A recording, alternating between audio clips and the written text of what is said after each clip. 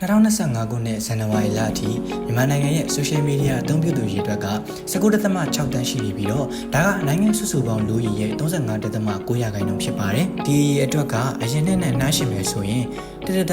န်း 6.2 ရာခိုင်နှုန်းလောက်တိုးလာတာကိုတွေ့ရပါတယ်။ဒီလို social media အသုံးများလာတဲ့ခေတ်မှာ social listening ဟာလည်းအသစ်စမ်းတစ်ခုမဟုတ်တော့ပါဘူး။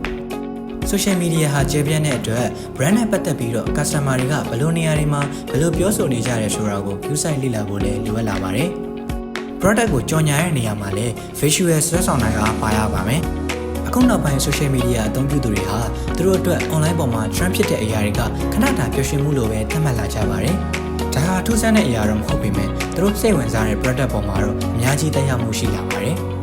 ဒါအပြင် product တစ်ခုပေါ် review တွေပေးတဲ့အခါမှာ positive feedback တွေထက် negative feedback တွေကပြန့်နှံ့မှုမြန်ဆန်တာကိုလည်းမြင်တွေ့ရပါတယ်။ဒီလိုအဆိုးဘက်ကနေအကောင့်ဘက်ကိုပြန်လည်ရပ်တည်ဖို့အတွက်ဆိုတာလွယ်ကူတဲ့အရာတော့မဟုတ်ပါဘူး။လုပ်ငန်းရှင်တွေဟာသူတို့ရဲ့ product ပေါ်အကြံပြုချက်တွေရရှိလာတဲ့အခါမှာကြည်ကြံပြန့်ပြန့်စောင့်ကြည့်နိုင်ဖို့ကခက်ခဲပါတယ်။ဒါဆိုရင်ဒီလိုအကြောင်းအရာတွေစကားသံတွေကိုဘယ်နေရာကနေစူးစီးလေ့လာနိုင်တယ်လဲဆိုရင် social listening ကိုအသုံးပြုပြီးတော့လေ့လာနိုင်ပါတယ်။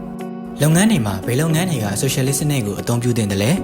social listening ကို company တွေတင်မကပဲ market research ပြုလုပ်ဖို့အတွက်ကိုအသုံးပြုလို့ရလားတကယ်တော့ဘယ်လုပ်ငန်းမဆို social listening ကိုအသုံးပြုနိုင်ပါတယ် company တွေမှမဟုတ်ပဲမြန်မာနိုင်ငံအတွင်းဈေးကွက်လုပ်ငန်းအခြေအနေကိုလေ့လာခြင်းသူတွေလည်း social listening ကိုအသုံးပြုနိုင်ပါတယ်ဈေးကွက်လို့ပြောတဲ့နေရာမှာလည်းဘယ်လုပ်ငန်းပိုင်းဆိုင်ရာမဆို social media နဲ့ဆက်ဆက်လုပ်ကိုင်နေရတဲ့လုပ်ငန်းတိုင်း social listening ကိုအသုံးပြုနိုင်ပါတယ်